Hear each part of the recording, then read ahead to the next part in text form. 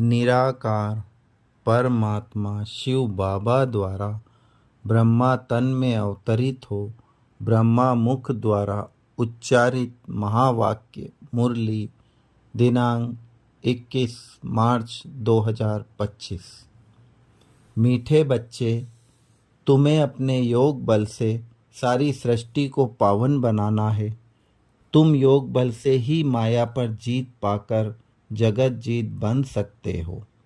मीठे बच्चे, तुम्हें अपने योग बल से सारी सृष्टि को पावन बनाना है। तुम योग बल से ही माया पर जीत पाकर जगत जीत बन सकते हो। प्रश्न, बाप का पाठ क्या है?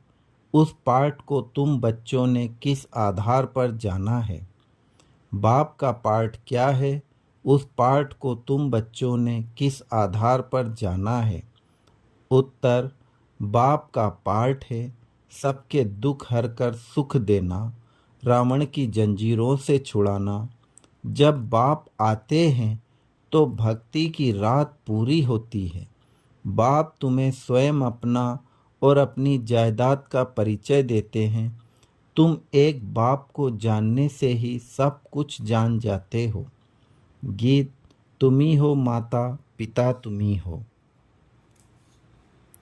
फिर आज मुरली से शिव बाबा ने हम बच्चों को धारणा के लिए मुख्य सार बताया, जिसका पहला पॉइंट है, कलयुगी सर्व कर्म बंधनों को बुद्धि से भूल 5 विकारों का दान कर आत्मा को सतो प्रधान बनाना है।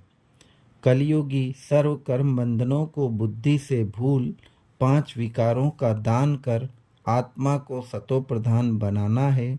एक ही साइलेंस के शुद्ध घमंड में रहना है। दूसरा, इस रुद्र यज्ञ में खुशी से अपना तन मन धन सब अर्पण कर सफल करना है। इस समय सब कुछ बाप हवाले कर 21 जन्मों की बादशाही बाप से ले लेनी है। वरदान, रोप के अंश का भी त्याग करने वाले स्वमानधारी पुण्य आत्मा भव। रोप के अंश का भी त्याग करने वाले स्वमानधारी पुण्य आत्मा भव। स्वमानधारी बच्चे सभी को मान देने वाले दाता होते हैं। दाता अर्थात रहम दिल। उनमें कभी किसी भी आत्मा के प्रति संकल्प मात्र भी रोब नहीं रहता। यह ऐसा क्यों, ऐसा नहीं करना चाहिए, होना नहीं चाहिए। ज्ञान यह कहता है क्या? यह भी सूक्ष्म रोग का अंश है। लेकिन स्वमानधारी पुण्य आत्माएं गिरे हुए को उठाएंगी, सहयोगी बनाएंगी। वह कभी यह संकल्प भी नहीं कर सकती, यह तो अपने कर्मों का फल भोग रहे हैं, करेंगे तो जरूर पाएंगे, इन्हें गिरना ही चाहिए। ऐसे संकल्प आप बच्चों के नहीं हो सकते। स्लोगन, संतुष्टता और प्रसन्नता की विशेषता ही उड़ती कला का अनुभव कराती है। संतुष्टता और प्रसन्नता की विशेषता ही उड़ती कला का अनुभव कराती है। ओम शांति।